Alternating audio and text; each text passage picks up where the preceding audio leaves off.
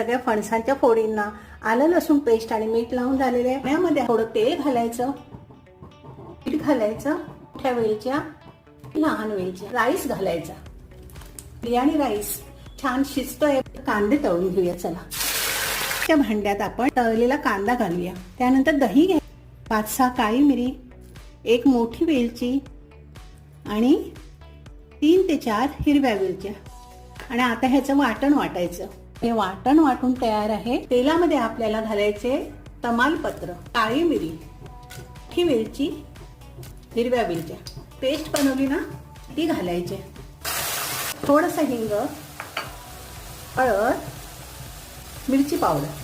हे मॅरिनेट केलेले फणस जे आहेत आपले ते घालायचे आणि हे पाणी घालून फणस चांगले शिजवून घ्यायचे. फणस शिजलाय का बघूया. वा, आता आपण थर लावूया. फणसाची बिर्याणी तयार आहे.